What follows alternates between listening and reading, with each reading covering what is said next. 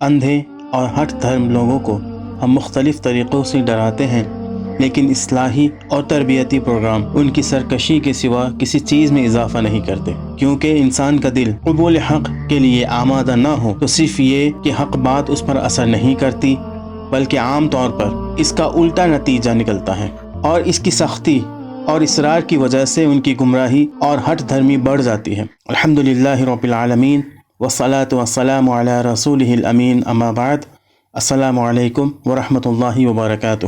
میں محمد عامر سورہ بنی اسرائیل کی تفسیر لے کر حاضر ہو چکا ہوں۔ آج انشاءاللہ تعالی آیت نمبر 60 کی تفسیر ہم پڑھیں گے۔ آئیے اس تفسیر کی شروعات کرتے ہیں اس آیت کی تلاوت سے۔ وَإِذْ قُلْنَا لَكَ إِنَّ رَبَّكَ أَحَاطَ بِالنَّاسِ وَمَا جَعَلْنَا الرُّؤْيَا الَّتِي أَرَيْنَاكَ إِلَّا فِتْنَةً لِلنَّاسِ وَالشَّجَرَةَ الْمَلْعُونَةَ فِي الْقُرْآنِ وَنُخَوِّفُهُمْ فَمَا يَزِيدُهُمْ إِلَّا طُغْيَانًا كَبِيرًا۔ یاد کریے، ہم نے آپ سے کہہ دیا تھا کہ آپ کے رب نے ان لوگوں کو گھیر رکھا ہے، یعنی آپ کی دعوت کے ابتدائی دور میں ہی، جبکہ قریش کے ان کافروں نے آپ کی مخالفت اور مزاحمت شروع کی تھی۔ ہم نے صاف صاف یہ اعلان کر دیا تھا، ہم نے ان لوگوں کو گھیرے میں لے رکھا ہے۔ یہ ایڑی چوٹی کا زور لگا کر دیکھ لیں، یہ کسی طرح آپ کی دعوت کا راستہ نہ روک سکیں گے، اور یہ کام جو آپ نے اپنے ہاتھ میں لیا ہے ان کی ہر مزاحمت کے باوجود ہو کر رہے گا۔ اب اگر ان لوگوں کو معجزہ دیکھ کر ہی خبردار ہونا ہے تو انہیں یہ معجزہ دکھایا جا چکا ہے کہ جب کچھ ابتدا میں کہہ دیا گیا تھا وہ پورا ہو کر رہا۔ ان کی کوئی مخالفت بھی دعوت اسلامی کو پھیلنے سے نہ روک سکے۔ ان کے پاس آنکھیں ہوں تو یہ اس امر واقعہ کو دیکھ کر خود سمجھ سکتے ہیں کہ نبی کی اس دعوت کے پیچھے اللہ کا ہاتھ کام کر رہا ہے۔ یہ بات کہ اللہ نے مخالفین کو گھیرے میں لے رکھا ہے اور نبی کی دعوت اللہ کی حفاظت میں ہے، مکے کے ابتدائی دور کی صورتوں میں متعدد جگہ ارشاد ہوئی ہے۔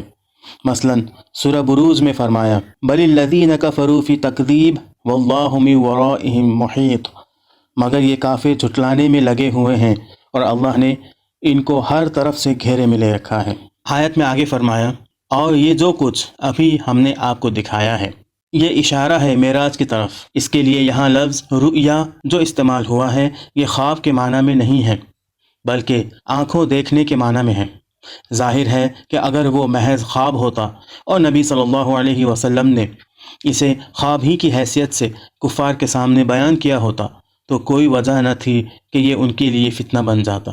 خواب ایک سے ایک عجیب دیکھا جاتا ہے اور لوگوں سے بیان بھی کیا جاتا ہے، مگر وہ کسی کے لیے بھی ایسے اچنبھے کی چیز نہیں ہوتا کہ لوگ اس کی وجہ سے خواب دیکھنے والے کا مذاق اڑائیں اور اس پر جھوٹے دعوے یا جنون کا الزام لگانے لگیں۔ آگے فرمایا، اس کو اور اس درخت کو جس پر قرآن میں لعنت کی گئی ہے ہم نے ان لوگوں کے لیے بس ایک فتنہ بنا کر رکھ دیا ہے، یعنی زقوم، جس کے متعلق قرآن میں خبر دی گئی ہے کہ وہ دوزخ کی تہ میں پیدا ہوگا اور دوزخیوں کو اسے کھانا پڑے گا۔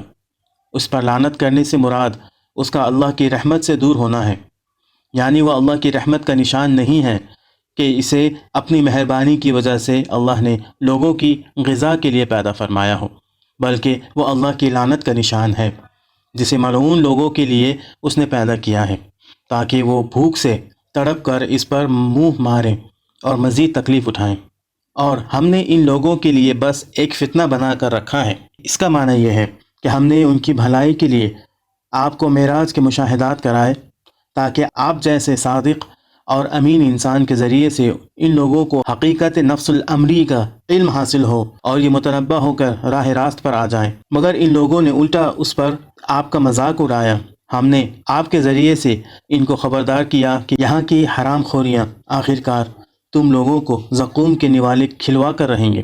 ایک ٹھٹا لگایا اور کہنے لگے، ذرا اس شخص کو دیکھو، ایک طرف کہتا ہے کہ دوزخ میں بلا کی آگ بھڑک رہی ہوگی اور دوسری طرف خبر دیتا ہے کہ وہاں درخت اگیں گے۔ آگے فرمایا، ہم انہیں متنبہ اور تنبیہ کیے جا رہے ہیں، مگر ہر تنبیہ ان کی سرکشی ہی میں اضافہ کیے جاتی ہے، یعنی ہم کفار کو مختلف طریقوں سے ڈراتے ہیں مگر اس سے انہیں بہت بڑی سرکشی میں اضافہ کے سوا کچھ حاصل نہیں ہوتا۔ آج کے لیے اتنا ہی۔ اللہ رب العزت سے دعا ہے کہ اللہ تعالی ہمیں اللہ کی وعید سے ڈرنے، اس سے بچنے اور اللہ کی پناہ میں جانے کی توفیق عطا فرمائے، آمین۔ وآخر دعوانا ان الحمد للہ رب العالمین۔ السلام علیکم ورحمۃ اللہ وبرکاتہ۔